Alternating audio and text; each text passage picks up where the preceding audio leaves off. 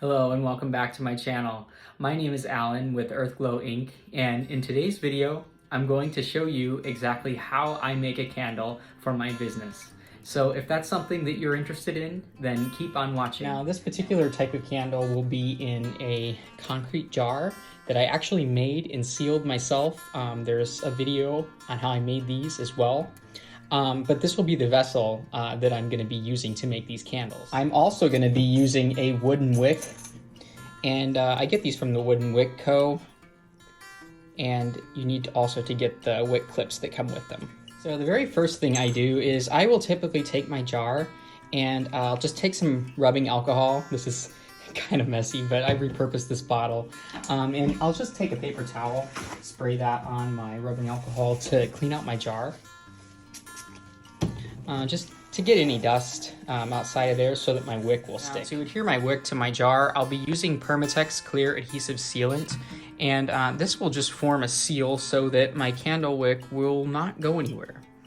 I typically eyeball the center of my jars. I know a lot of people do use wick centering tools, but I typically will just eyeball where center is, and then can kind of adjust it a little bit as well. Okay, so the next step here is to tear out my scale and measure my waxes. So I'm actually using a custom blend. Let me move the camera over here.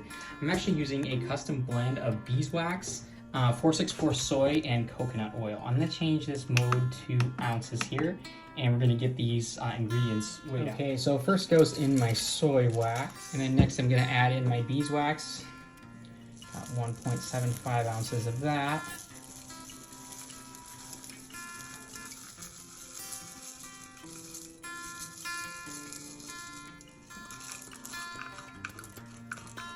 And this is actually a very high amount of beeswax to be using in a container candle, but I love beeswax for its air purifying benefits, so I think it's really kind of a special wax to work with, even though it can have its quirks and challenges. And lastly, I'm going to be adding in about an ounce of coconut oil. Right, now it's time I'm going to pour this into my Presto pot, and we're going to start melting our wax. This is always the most exciting part. Tear out our scale, and we're gonna measure our fragrance oil. And I'm using Bergamot by Nature's Garden, but you can use any fragrance oil that you like that is formulated for candles. And I typically use about 10% with my soy candle blends of fragrance, because that's typically all soy can hold.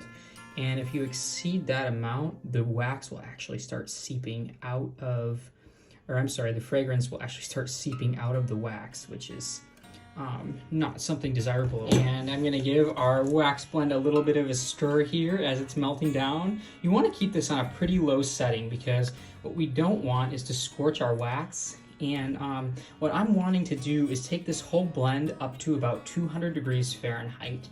And right now, it's already gonna be getting pretty close to that. So right now we're at about 178. And I want this to heat pretty evenly here. Now once my wax is melted, I'm gonna take the temperature with this stick thermometer. And this actually gives a more precise reading than the infrared thermometer does. And so there's like a 10-degree air margin that I found when testing these. And so I want to get this to where I get 200 degrees Fahrenheit with this thermometer.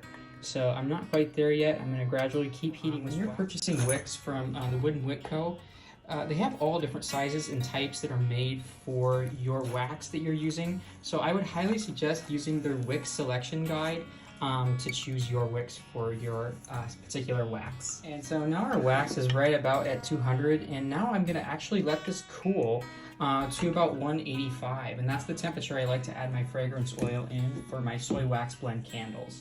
I do take it up to 200 though, and the idea behind this is sort of like making chocolate. It's getting all the ingredients to a slightly higher temperature than is necessary, and so it's kind of tempering them. Is how I like to think of it. So I'm gonna let this cool down to about 185 Fahrenheit, and then we'll add in our fragrance oil. All right, so we are now at the magical 185, and I'm going to be adding in my fragrance. Now, I do want to mention that 185 is just my number. I will say though, if you're using 464 soy, that's a good number to go by to add your fragrance oil. But you always want to check with your wax manufacturer for the proper temperature at which you should be adding your fragrance. Now, I'm going to be stirring this for 2 minutes, and I do always stir my fragrance oil for a full 2 minutes, sometimes even 3. And this just ensures that it properly binds with the wax. Some waxes you can stir it for less, I believe, but with my soy blends, and this is a beeswax soy cocoa cream blend, I really want to make sure that that binds properly to my wax. So I'm going to be stirring for 2 minutes. Now, it smells absolutely amazing in here. It's one of the most magical things about making candles is the whole room just, it smells amazing. And what I'm going to be doing now is I'm going to let this cool to the pouring temperature that I like. And with this wax blend, I typically will be pouring these candles between 135 and 145 in Fahrenheit. So usually that takes a little while for the wax to cool down. And I'm going to grab my pouring pitcher and we'll get to pouring. So the next step is to get our wax into our pouring pitcher. And I have one of these Presto pots with the nice spout on it. I actually purchased mine from candlesandSupplies.com, but you can actually purchase these pots, I believe, even on Amazon. But any Presto pot will do. You kind of have to take it forward when there's so little wax in the pot. This pot is typically made to be used for like between 3 and 6 pounds of wax at a time. And I'm just making a single candle here. All right, so now I'm just gonna pour our candle wax into the vessel. Nice and slow and even.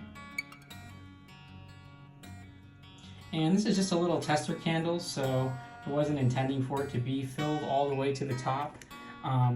But just so you can see how that wax looks in there, absolutely beautiful. So I'm gonna let this one cure for several weeks and then we'll do a test burn. Thank you for watching today's video. If you found this video helpful or useful to you in any way, or you just enjoyed watching it, don't forget to hit like and subscribe so that more of these videos can show up in your newsfeed. And that's all for today. Thank you very much for watching.